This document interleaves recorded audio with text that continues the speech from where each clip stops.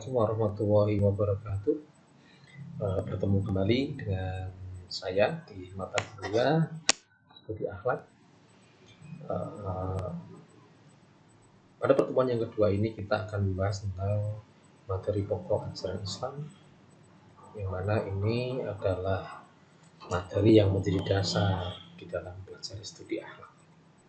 Sehingga nanti sebelum masuk studi akhlak, kita membahas tentang akhlak, kita pelajari dulu tentang pokok ajaran Islam. Ya, baik, saudara-saudara semuanya. Nah, jadi pokok ajaran Islam itu meliputi antara lain yang pertama tentang akidah, kemudian syariat, dan berikutnya lagi tentang akhlak. Ya, oke, apa tadi? Akidah, syariat, kemudian akhlak. Cuma tiga, ya, mudah dihafal. Satu akidah, dua syariat, tiga akhlak. Nah, ketiga poin ini masing-masing saling melengkapi. Hanya berpedoman pada akidah saja, tapi tidak diimplementasikan melalui syariat yang di dalamnya ada hukum-hukum, ya, atau ketentuan yang telah ditetapkan oleh Allah. Kemudian juga tidak dilengkapi dengan di bidang akhlak. Yang nanti akhlak itu berkaitan dengan di bidang muamalah. Nah, di dalam beragama itu menjadi kurang lengkap. Nah, padahal kan udkhulu bisilmi kafah, masuk dalam agama Islam itu ya harus kafah semuanya, mencakup bidang akidah, syariat, dan juga akhlak. Kalau misalkan tanpa akidah kemudian syariat, apakah itu juga? Nah, itu juga tidak. Masalahnya menjalankan syariat tanpa ada landasan akidah juga sama saja. Kemudian akhlaknya baik, bertetangga baik, berteman juga baik, tapi akidahnya tidak kuat, ya sama. Syariatnya juga tidak dijalankan, itu juga sama. Nah, maka semuanya harus dilakukan, dipenuhi syarat utuh semuanya. Baik, lanjut. Nah, sekarang kita masuk dalam pembahasan tentang akidah. Sebenarnya ketika kita membahas tentang studi akidah dulu sudah pernah kita bahas pada waktu semester 1. Tapi tidak ada salahnya kita ulang sekilas, ya. Siapa tahu memang ini sangat penting sekali. Nah, jadi yang namanya akidah itu secara etimologis atau secara bahasa terambil dari kata aqoda, yang itu dan akidatan, yang mempunyai makna simbol, kokoh, ikatan, dan perjanjian. Nah, kemudian secara terminologis atau istilah, yang dimaksud dengan akidah itu adalah keyakinan yang tersimpul kokoh di dalam hati, bersifat mengikat dan mengandung perjanjian. Jadi kalau seandainya seseorang sudah mempunyai keyakinan tapi belum kokoh, itu namanya belum akidah. Belum mampu mengikat dirinya, itu juga belum. Karena memang syarat yang namanya akidah itu ya tersimpul kokoh. Karena memang akidah secara pengertian secara bahasa itu adalah simpul, kokoh, ikatan, dan di dalamnya juga mengandung perjanjian. Artinya apa? Kita sudah menyatakan diri beragama Islam, maka di situ kita sudah membuat semacam perjanjian yang mana kita memenuhi syariat yang ada di dalamnya. Nah, itu. Oke, ini tentang pengertian akidah. Berikutnya lagi kita bahas tentang syariat. Syariat itu meliputi hukum-hukum atau peraturan yang diturunkan oleh Allah Subhanahu wa taala melalui rasul-rasulnya, ya, yang mulia untuk manusia agar mereka keluar dari kegelapan ke dalam terang dan mendapatkan petunjuk ke jalan yang lurus. Itu syariat. Nah, artinya aturan-aturan yang menetapkan di sini adalah Allah. Nah, dan ini nanti diturunkan oleh Allah untuk siapa? Manusia. Tujuannya adalah untuk memberikan petunjuk. Nah, yang menyampaikan setelah dari Allah itu nanti siapa? Yang mendapatkan tugas untuk menyampaikan kepada manusia itu adalah Rasul-Rasul Allah. Nah, ini tentang syariat. Jadi yang menjadi kunci untuk memahami syariat itu adalah peraturan atau hukum Allah. Baik. Yang ketiga adalah akhlak. Akhlak secara etimologis itu mempunyai arti tabiat, budi pekerti, kebiasaan, adat, keperwiraan, kesatriaan, dan agama. Sedangkan akhlak menurut atau secara terminologis atau menurut istilah yaitu sifat yang tertanam dalam jiwa manusia sehingga akan muncul secara spontanitas bila mana diperlukan tanpa memerlukan pemikiran atau pertimbangan terlebih dahulu serta tidak memerlukan dorongan dari luar. Nah, jadi yang namanya akhlak itu sudah melekat. Seseorang dikatakan mempunyai akhlak yang baik ketika melakukan kebaikan. Yang bersangkutan tidak perlu mikir-mikir dulu, mencari pertimbangan, kira-kira ini menguntungkan atau tidak, baik atau tidak, terutama untuk dirimu. Sebagai contoh, misalkan melihat temannya jatuh, kalau memang dia punya akhlak yang baik, akhlak mulia, tanpa berpikir panjang dia langsung menolong orang yang jatuh tadi. Jadi tidak mikir-mikir, oh ya ini tolong dah ya, nanti kalau saya menolong dia itu keuntungan yang saya peroleh itu apa gitu. Bukan akhlak itu namanya. Contoh sederhana,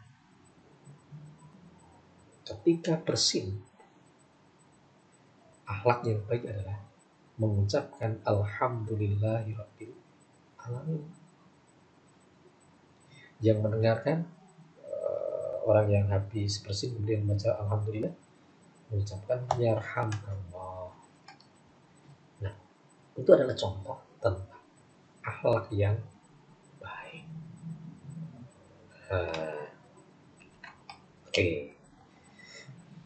Nah, dalam hal ini ada syarat.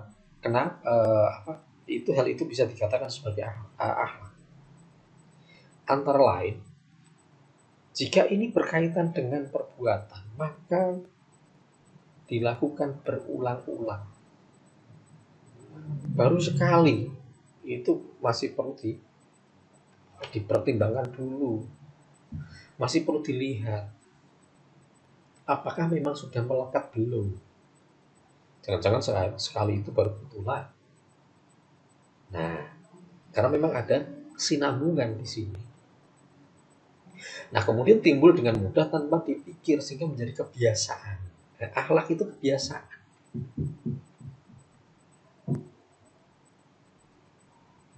Oh, kebiasaan seseorang ketika mendengarkan azan, kemudian mengambil air wudhu, langsung segera melaksanakan sholat, itu akhlak. Nah, apakah sekali? Enggak. Perlu dilihat. Jangan-jangan sekali itu karena memang ada yang menilai. Nah, jadi yang namanya akhlak ya tidak perlu menunggu, atau perlu di lain kesempatan dilihat lagi. Oh iya, dia melakukan itu lagi enggak? Oh ternyata rutin. Nah, menjadi kata kunci lagi untuk mengidentifikasi akhlak adalah rutin, terus menerus, berulang-ulang. Oke. Nah, maka dalam hal ini akhlak itu juga ini ada istilah lain yang mempunyai makna yang sama dengan hampir sama lah dengan akhlak. ada istilah etika, kemudian ada lagi istilah moral. Kalau etika itu secara bahasa bermakna kebiasaan, ya sama. Secara istilah atau terminologis, yang dimaksud dengan etika itu adalah ilmu yang menjelaskan arti baik dan buruk, menerangkan apa yang seharusnya dilakukan seseorang kepada sesama, menyatakan tujuan perbuatan seseorang, dan menunjukkan jalan untuk melakukan apa yang seharusnya dilakukan. Ini etika. Nah, eh, ini bisa dikatakan sebagai etika karena ada parameter di situ atau ukuran. Jadi yang namanya etika itu ada istilah lain dari etika. Yang dimaksud dengan etika itu ilmu filsafat moral. Jadi ini tidak berbicara tentang fakta, tapi hanya berkaitan dengan nilai-nilai. Oh ya, orang ini suka memberi. Maka secara etis bisa dikatakan, oh orang itu baik, etis dia. Kenapa? Suka memberi. Kemudian etika ini tidak berbicara tentang tingkah laku manusia yang berbicara tentang tingkah laku manusia berkaitan dengan kewajiban menyangkut kebenaran, kesalahan, dan kepatutan. Jadi yang dinilai tentang etika ini ya tingkah laku manusia. Oh ya, contoh seorang penegak hukum kemudian menegakkan aturan dengan tepat, ya, dengan benar, etis, karena memang melihat ada pelanggaran di situ. Nah, kemudian etika ini itu mempunyai parameter, yaitu apa? Perbuatan yang dinilai itu baik atau buruk. Jadi ukurannya itu, oh ini baik, oh itu buruk. Itu etika. Jadi penilaian. Dalam istilah lain ya filsafat moral. Itu etika. Oke. Kemudian berbicara tentang moral. Moral secara bahasa itu terambil dari kata mors, ya bentuk jamak. Mos, yang berarti ada kebiasaan. Nah, jadi kata kunci adalah adat kebiasaan. Secara terminologis, baik buruk dari perbuatan dan kelakuan. Nah, ini sifat kolektif nih. Pernah mendengar ucapan, oh anak itu tidak bermoral. Kenapa? Malam-malam masih keluyuran. Misalkan. Artinya apa? Tempat atau masyarakat di mana anak yang dari keluyuran itu mempunyai kebiasaan, mempunyai aturan yang secara kolektif sudah disepakati, baik itu tertulis ataupun tidak, yang menyatakan kalau malam-malam seorang anak masih keluyuran, masih main, itu tidak baik atau tidak bermoral. Nah, yang menjadi kata kunci lagi adalah moral itu berkaitan dengan adat istiadat masyarakat. Nah, oke, ini tentang moral ya. Nah, kemudian perbandingan atau komparasi antara akhlak, etika, dan moral.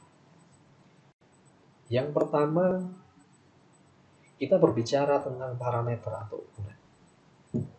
Ya. Jadi parameter untuk akhlak, ya, karena memang akhlak ini kan sebenarnya sumbernya kan bukan dari manusia. Maka yang menjadi parameter untuk menyatakan itu baik atau buruk, itu melanggar atau tidak, maka yang menjadi parameter adalah wahyu. Ya, pada waktu kita membahas tentang akidah, yang namanya wahyu, ya, itu kan petunjuk yang diturunkan oleh Allah, ya, melalui siapa? Malaikat Jibril, kemudian disampaikan kepada Rasulullah. Nah, ini parameternya. Sedangkan etika, karena itu kan berbicara tentang nilai atau penilaian, ya, karena ini sifatnya yang human construction, manusia yang merumuskan, maka yang menjadi ukuran untuk menyatakan baik atau buruk, ya, benar atau tidak, maka adalah akal, termasuk membuat aturan-aturan, ya. Kemampuan seseorang untuk menganalisis, berpikir, itu sangat mempengaruhi ini apa etika yang kemudian dirumuskan di dalam aturan-aturan itu. Nah, kalau moral itu mempunyai parameter berupa adat istiadat. Tadi saya sudah menyinggung ini berkaitan dengan apa ya, adat istiadat yang berlaku di masyarakat. Maka sifatnya kolektif, ya, atau dengan istilahnya konsensus lah. Nah, itu kalau tentang parameter. Kemudian antara akhlak, etika, dan moral itu mempunyai karakteristik. Karena akhlak ini sumbernya ini parameter berupa wahyu, maka karakteristik dari akhlak itu adalah mutlak absolut.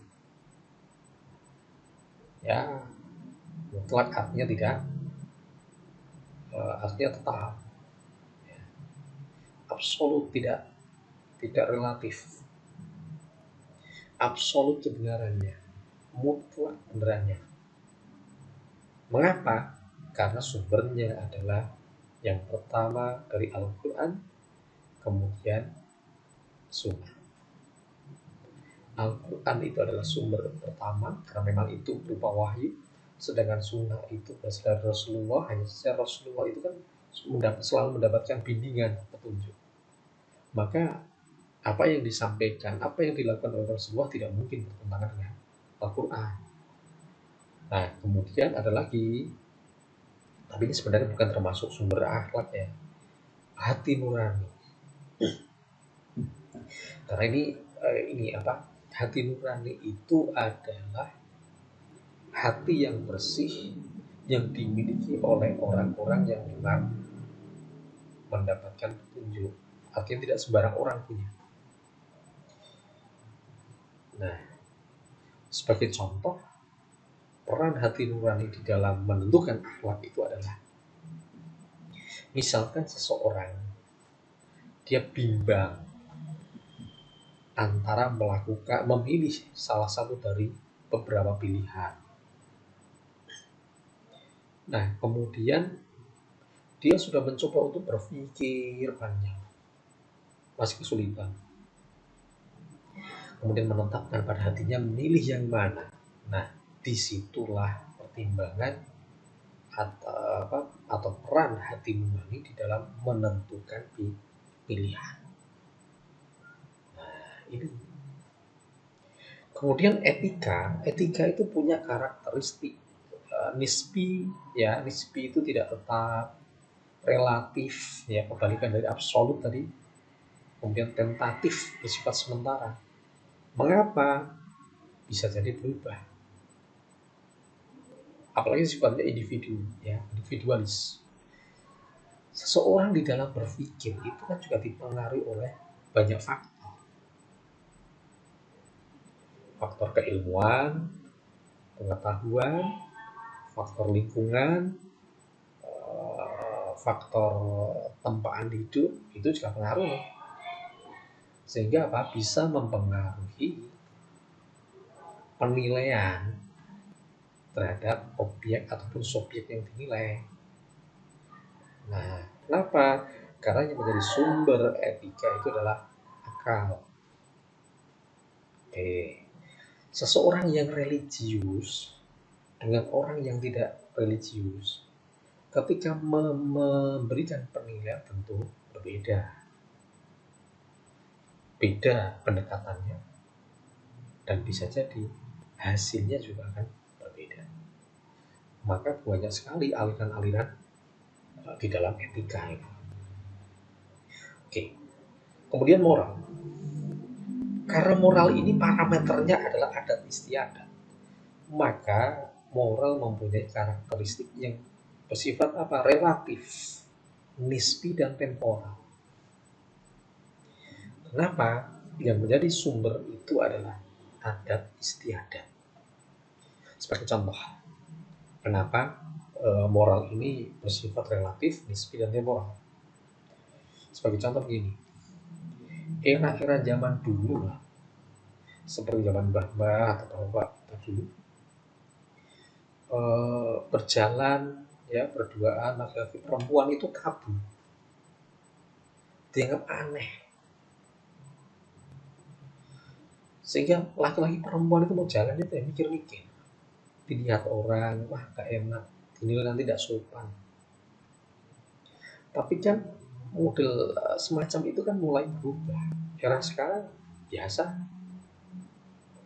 Kemudian contoh lagi, zaman-zaman dulu perempuan sekolah tinggi-tinggi itu ya jarang. Perempuan bekerja itu juga jarang di ruang-ruang publik. Bisa dikatakan itu tidak lazim. Tapi sekarang banyak perempuan dengan titel ataupun lulusan sekolah tinggi, kemudian bekerja dan sebagainya. Artinya apa? Ada pergeseran di situ, pergeseran pemahaman masyarakat yang mulai berubah. Entah itu dipengaruhi karena perkembangan keilmuan, pengetahuan, ya, sehingga apa? Pola pemahaman masyarakat berubah. Sehingga yang dulunya tabu menjadi tidak. Nah, inilah komparasi antara akhlak, etika dan moral. Ya. Oke, saya kira pembahasan kita ya tentang pokok ajaran Islam ya sampai di sini dulu. Ya, mudah-mudahan bisa diterima dengan baik. Silakan berikutnya kalau memang ada pertanyaan, ada hal-hal yang perlu didiskusikan, silakan disampaikan. Kita sambung dengan forum diskusi. Demikian yang bisa saya sampaikan. Kurang lebihnya mohon maaf. Terima kasih atas perhatiannya. Assalamualaikum warahmatullahi wabarakatuh.